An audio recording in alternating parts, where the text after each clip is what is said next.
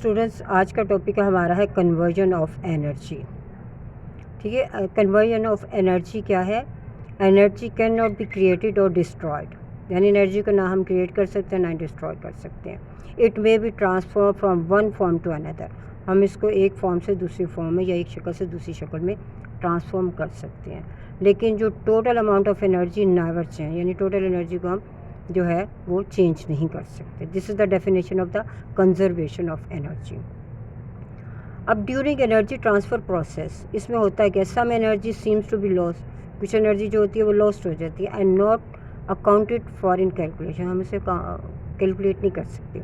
This loss of energy is due to the work done against friction of moving part in the process, यानी किसी moving part को move करने में जो friction के against work done होता है उसकी वजह से ये एनर्जी का लॉस होता है। अब this energy appears as heat, और फिर वो हीट की शक्ल में हमें नज़र आती है, और फिर and dissipated in the environment, और फिर एनवायरनमेंट में डिसिपेट हो जाती है। ठीक है, this energy does not remain available for doing, यानी हम इसे काम में तो नहीं ला सकते। Some useful work and may be called waste, हम इसे एक तरह की वेस्ट एनर्जी भी कह सकते क्योंकि हम इसे काम में नहीं लाते। ठीक है, अब इसको हम इस पूरी चीज़ को डायग्राम के थ्रू समझते हैं। देखिए, हमारे पास एक मैस है, एक बॉडी है जिसका मैस m है, और ये रेस्ट में है, और ये पॉइंट A के ऊपर है। ठीक है, यानी कितनी हाइट पे? h हाइट से, ग्राउंड से h हाइट पे ये यहाँ पड़ी हुई है। ठीक है, और इसकी जो टोटल एनर्जी है, इसकी देखिए हाइट पे है तो पोटेंशियल एनर्जी है, पोटेंशियल एनर्जी किसके इक्वल होती है? mgh, तो पोटेंशियल एनर्जी किसके इक्वल आ गई? mgh। लेकिन यहाँ काइनेटिक एनर्जी तो नहीं है, वो किसके इक्वल होगी? वो ज़ीरो के इक्वल होगी। Then the body is allowed to drop to point B at a height x from the ground, यानी अब हम बॉडी को क्या करेंगे? पॉइंट B तक जो है वो ड्रॉप करेंगे। ठीक है, द बॉडी लॉसेस पोटेंशियल, अब यहाँ से देखें ये हाइट पे थी, यहाँ आ गई, अब इसमें किस में लॉस है? पोटेंशियल एनर्जी में लॉस है, और ये अब क्या गेन करना शुरू करेगी?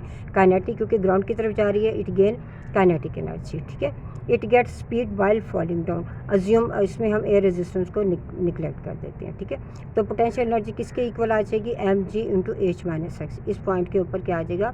एच में से ये आप ये जो पॉइंट है ये आप माइनस कर दें, तो पॉइंट बी के ऊपर पोटेंशियल एनर्जी ये आ गई। ठीक है, और हाइट के ऊपर ये mgh है।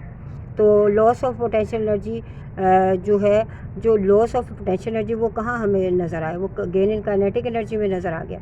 तो हम क्या करेंगे? काइनेटिक एनर्जी किसके इक्वल आ जाएगी? mgx। देखिए, इस पॉइंट के ऊपर जो है क्या आ गया? बॉडी में काइनेटिक एनर्जी mgx के बराबर। अब टोटल एनर्जी एट बी के ऊपर टोटल एनर्जी हम देखें वो क्या है? देखिए, mg into H minus x plus mgx, इन दोनों को जब आप सोल्व करेंगे तो आपके पास पोटेंशियल एनर्जी, जो आपके पास एनर्जी टोटल एनर्जी किसकी इक्वल आ रही है? वो mgh की इक्वल आ रही है। Just before hitting the ground at point C, ठीक है, जब वो ग्राउंड को हिट करेगी, the whole of the potential energy change, तो कंप्लीट जो इसकी पोटेंशियल एनर्जी वो किस में चेंज हो जाएगी? काइनेटिक एनर्जी में हो जाएगी। ठीक है, यानी पोटेंशियल एनर्जी अब यहाँ ज़ीरो हो जाएगी, और काइनेटिक एनर्जी जो होगी वो किसके इक्वल हो जाएगी? mgh। The total energy remain the same, ठीक है, वो सेम रहती है एज जैसे mgh। On hitting the ground this energy is dissipated at heat and sound in the environment. ठीक है, तो ये आपका लॉन्ग क्वेश्चन है, इसको आपने कंप्लीट डेरिवेशन के साथ